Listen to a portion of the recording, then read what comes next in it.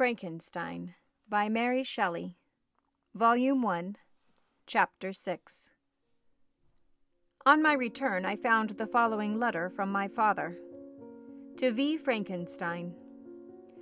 My dear Victor, you have probably waited impatiently for a letter to fix the date of your return to us, and I was at first tempted to write only a few lines, merely mentioning the day on which I should expect you. But that would be a cruel kindness, and I dare not do it. What would be your surprise, my son, when you expected a happy and gay welcome, to behold, on the contrary, tears and wretchedness? And how, Victor, can I relate our misfortune? Absence cannot have rendered you callous to our joys and griefs, and how shall I inflict pain on an absent child? I wish to prepare you for the woeful news, but I know it is impossible. Even now your eye skims over the page to seek the words which are to convey to you the horrible tidings. William is dead. That sweet child whose smiles delighted and warmed my heart, who was so gentle, yet so gay. Victor, he is murdered. I will not attempt to console you, but will simply relate the circumstances of the transaction.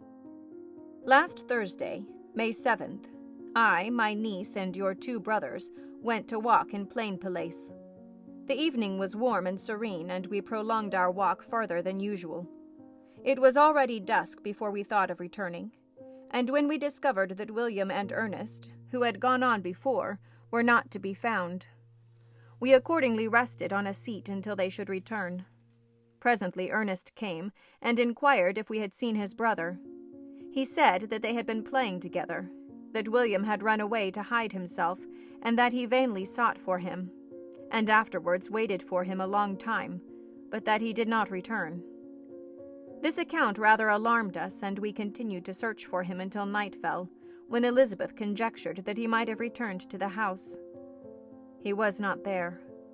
We returned again with torches, for I could not rest when I thought that my sweet boy had lost himself, and was exposed to all the damps and dews of night. Elizabeth also suffered extreme anguish. About 5 in the morning I discovered my lovely boy, whom the night before I had seen blooming and active in health, stretched on the grass livid and motionless.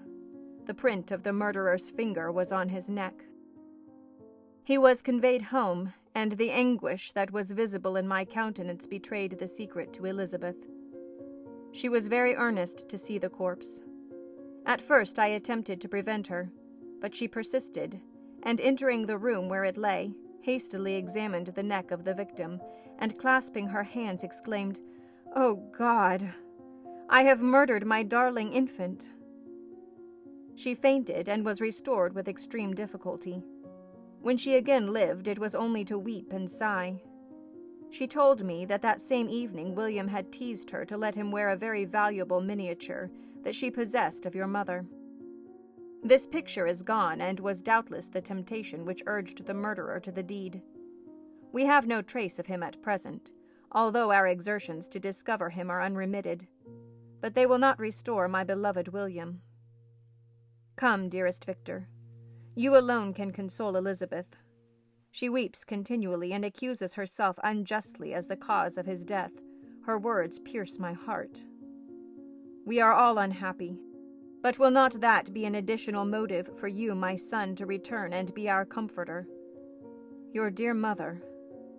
Alas, Victor, I now say thank God she did not live to witness the cruel, miserable death of her youngest darling. Come, Victor. Not brooding thoughts of vengeance against the assassin, but with feelings of peace and gentleness that will heal, instead of festering the wounds of our minds. Enter the house of mourning, my friend, but with kindness and affection for those who love you, and not with hatred for your enemies. Your affectionate and afflicted father, Alphonse Frankenstein. Geneva, May 12th. Clerval, who had watched my countenance as I read this letter, was surprised to observe the despair that succeeded to the joy I had first expressed on receiving news from my friends. I threw the letter on the table and covered my face with my hands. "My dear Frankenstein," exclaimed Henry when he perceived me weep with bitterness. "Are you always to be unhappy? My dear friend, what has happened?" I motioned to him to take up the letter while I walked up and down the room in the extremest agitation. Tears also gushed from the eyes of Clerval as he read the account of my misfortune. "I can offer you no consolation, my friend," said he. "Your disaster is irreparable. What do you intend to do?" "To go instantly to Geneva. Come with me, Henry, to order the horses." During our walk, Clerval endeavored to raise my spirits. He did not do this by common topics of consolation, but by exhibiting the truest sympathy. "Poor William," said he. "That dear child! He now sleeps with his angel mother. His friends mourn and weep, but he is at rest. He does not now feel the murderer's grasp. A sod covers his gentle form, and he knows no pain. He can no longer be a fit subject for pity. The survivors are the greatest sufferers, and for them time is the only consolation. Those maxims of the Stoics, that death was no evil, and that the mind of man ought to be superior to despair on the eternal absence of a beloved object, ought not to be urged. Even Cato wept over the dead body of his brother." Clerval spoke thus as we hurried through the streets. The words impressed themselves on my mind, and I remembered them afterwards in solitude. But now, as soon as the horses arrived, I hurried into a cabriole and bade farewell to my friend. My journey was very melancholy. At first I wished to hurry on, for I longed to console and sympathize with my loved and sorrowing friends. But when I drew near my native town, I slackened my progress. I could hardly sustain the multitude of feelings that crowded into my mind. I passed through scenes familiar to my youth, but which I had not seen for nearly 6 years. How altered everything might be during that time! One sudden and desolating change had taken place, but 1,000 little circumstances might have by degrees worked other alterations which, although they were done more tranquilly, might not be the less decisive. Fear overcame me. I dared not advance, dreading 1,000 nameless evils that made me tremble, although I was unable to define them. I remained 2 days at Lucerne, in this painful state of mind. I contemplated the lake. The waters were placid. All around was calm, and the snowy mountains, the palaces of nature, were not changed. By degrees, the calm and heavenly scene restored me, and I continued my journey towards Geneva. The road ran by the side of the lake, which became narrower as I approached my native town. I discovered more distinctly the black sides of Jura and the bright summit of Mount Blanc. I wept like a child. Dear mountains, my own beautiful lake, how do you welcome your wanderer? Your summits are clear. The sky and lake are blue and placid. Is this to prognosticate peace, or to mock at my unhappiness? I fear, my friend, that I shall render myself tedious by dwelling on these preliminary circumstances, but they were days of comparative happiness, and I think of them with pleasure. My country, my beloved country, who but a native can tell the delight I took in again beholding thy streams, thy mountains, and more than all, thy lovely lake. Yet as I drew nearer home, grief and fear again overcame me. Night also closed around, and when I could hardly see the dark mountains, I felt still more gloomily. The picture appeared a vast and dim scene of evil, and I foresaw obscurely that I was destined to become the most wretched of human beings. Alas, I prophesied truly, and failed only in one single circumstance, that in all the misery I imagined and dreaded, I did not conceive the 100th part of the anguish I was destined to endure. It was completely dark when I arrived in the environs of Geneva. The gates of the town were already shut, and I was obliged to pass the night at Secheron, a village half a league to the east of the city. The sky was serene, and as I was unable to rest, I resolved to visit the spot where my poor William had been murdered. As I could not pass through the town, I was obliged to cross the lake in a boat to arrive at Plain Palais. During this short voyage, I saw the lightnings playing on the summit of Mont Blanc in the most beautiful figures. The storm appeared to approach rapidly, and on landing I ascended a low hill that I might observe its progress. It advanced. The heavens were clouded, and I soon felt the rain coming slowly in large drops, but its violence quickly increased. I quitted my seat and walked on, although the darkness and storm increased every minute, and the thunder burst with a terrific crash over my head. It was echoed from Salive, the Jura, and the Alps of Savoy. Vivid flashes of lightning dazzled my eyes, illuminating the lake, making it appear like a vast sheet of fire. Then, for an instant, everything seemed of a pitchy darkness, until the eye recovered itself from the preceding flash.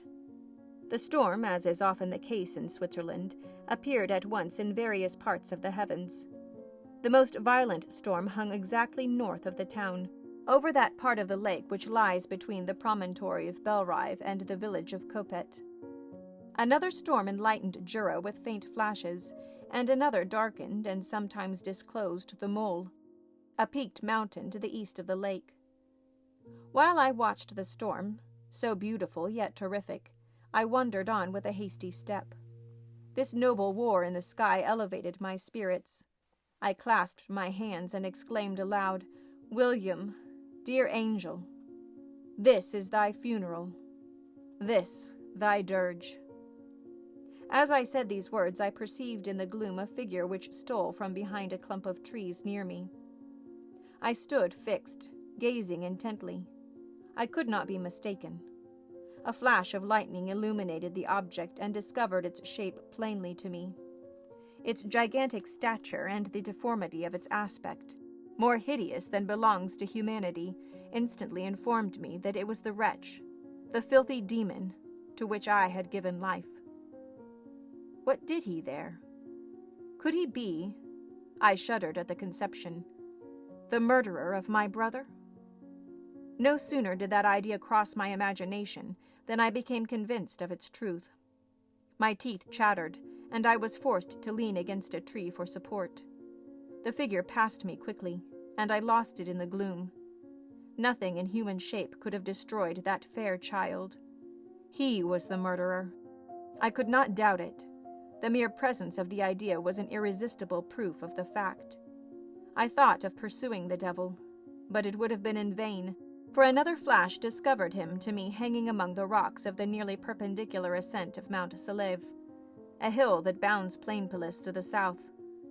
He soon reached the summit and disappeared. I remained motionless. The thunder ceased, but the rain still continued, and the scene was enveloped in an impenetrable darkness. I revolved in my mind the events which I had until now sought to forget, the whole train of my progress towards the creation, the appearance of the work of my own hands alive at my bedside, its departure. 2 years had now nearly elapsed since the night on which he first received life, and was this his first crime? Alas, I had turned loose into the world a depraved wretch whose delight was in carnage and misery. Had he not murdered my brother? No one can conceive the anguish I suffered during the remainder of the night, which I spent cold and wet in the open air. But I did not feel the inconvenience of the weather. My imagination was busy in scenes of evil and despair. I considered the being whom I had cast among mankind, and endowed with the will and power to effect purposes of horror, such as the deed which he had now done, nearly in the light of my own vampire, my own spirit let loose from the grave, and forced to destroy all that was dear to me. Day dawned, and I directed my steps towards the town. The gates were open, and I hastened to my father's house. My first thought was to discover what I knew of the murderer, and cause instant pursuit to be made. But I paused when I reflected on the story that I had to tell. A being whom I myself had formed and endued with life had met me at midnight among the precipices of an inaccessible mountain.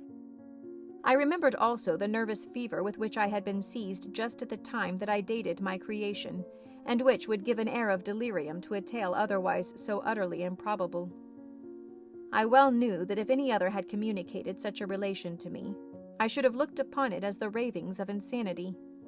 Besides, the strange nature of the animal would elude all pursuit, even if I were so far credited as to persuade my relatives to commence it. Besides, of what use would be pursuit? Who could arrest a creature capable of scaling the overhanging sides of Mount Celebes? These reflections determined me, and I resolved to remain silent. It was about 5 in the morning when I entered my father's house. I told the servants not to disturb the family, and went into the library to attend their usual hour of rising. 6 years had elapsed, passed as a dream but for one indelible trace, and I stood in the same place where I had last embraced my father before my departure for Ingolstadt. Beloved and respectable parent, he still remained to me.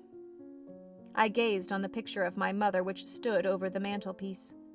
It was an historical subject, painted at my father's desire, and represented Caroline Beaufort in an agony of despair, kneeling by the coffin of her dead father. Her garb was rustic and her cheek pale, but there was an air of dignity and beauty that hardly permitted the sentiment of pity. Below this picture was a miniature of William, and my tears flowed when I looked upon it.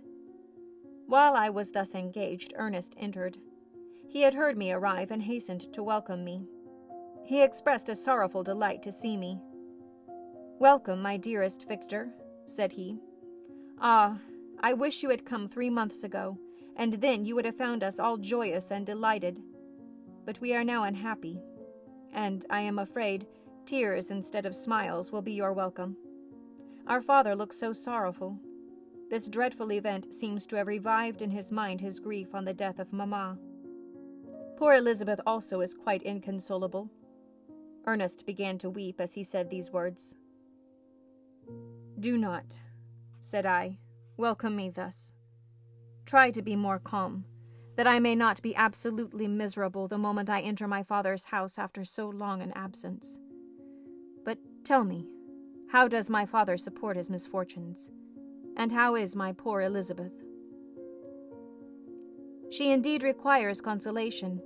She accused herself of having caused the death of my brother, and that made her very wretched. But since the murderer has been discovered—" "The murderer discovered? Good God! How can that be? Who could attempt to pursue him? It is impossible. One might as well try to overtake the winds, or confine a mountain stream with a straw." "I do not know what you mean, but we were all very unhappy when she was discovered. No one would believe it at first, and even now Elizabeth will not be convinced, notwithstanding all the evidence. Indeed, who would credit that Justine Moritz, who was so amiable and fond of all the family, could all at once become so extremely wicked?" "Justine Moritz? Poor girl. Is she the accused? But it is wrongfully. Everyone knows that. No one believes it, surely, Ernest?" "No one did at first, but several circumstances came out that have almost forced conviction upon us, and her own behavior has been so confused as to add to the evidence of facts a weight that, I fear, leaves no hope for doubt. But she will be tried today, and you will then hear all." He related that, the morning on which the murder of poor William had been discovered, Justine had been taken ill and confined to her bed, and after several days one of the servants, happening to examine the apparel she had worn on the night of the murder, had discovered in her pocket the picture of my mother, which had been judged to be the temptation of the murderer. The servant instantly showed it to one of the others who, without saying a word to any of the family, went to a magistrate, and upon their deposition, Justine was apprehended. On being charged with the fact, the poor girl confirmed the suspicion in a great measure by her extreme confusion of manner. This was a strange tale, but it did not shake my faith, and I replied earnestly, "You are all mistaken. I know the murderer. Justine, poor good Justine, is innocent." At that instant my father entered. I saw unhappiness deeply impressed on his countenance, but he endeavored to welcome me cheerfully, and after we had exchanged our mournful greeting, would have introduced some other topic than that of our disaster, had not Ernest exclaimed, "Good God, Papa! Victor says that he knows who was the murderer of poor William." "We do also, unfortunately," replied my father. For indeed I had rather have been forever ignorant than have discovered so much depravity and ingratitude in one I valued so highly. My dear father, you are mistaken. Justine is innocent. If she is, God forbid that she should suffer as guilty. She is to be tried today, and I sincerely hope, that she will be acquitted. This speech calmed me. I was firmly convinced in my own mind that Justine, and indeed every human being, was guiltless of this murder. I had no fear, therefore, that any circumstantial evidence could be brought forward strong enough to convict her.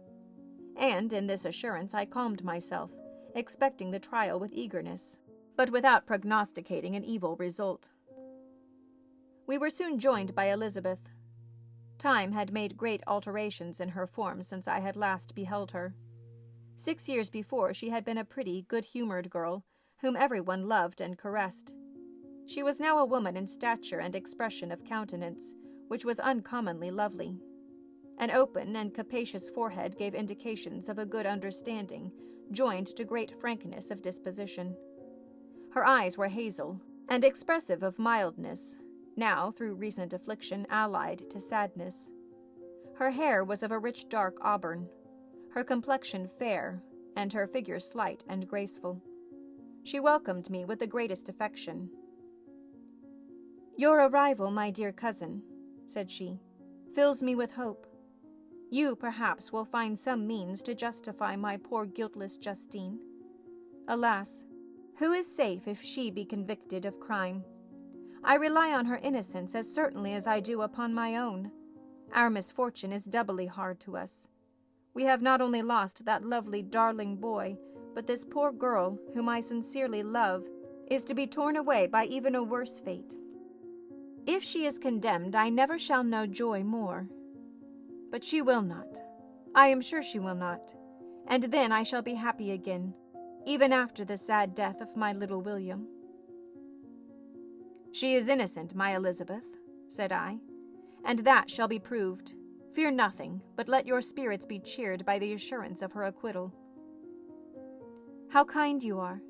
Everyone else believes in her guilt, and that made me wretched, for I knew that it was impossible, and to see everyone else prejudiced in so deadly a manner rendered me hopeless and despairing." She wept. "Sweet niece," said my father, "dry your tears. If she is, as you believe, innocent, rely on the justice of our judges, and the activity with which I shall prevent the slightest shadow of partiality."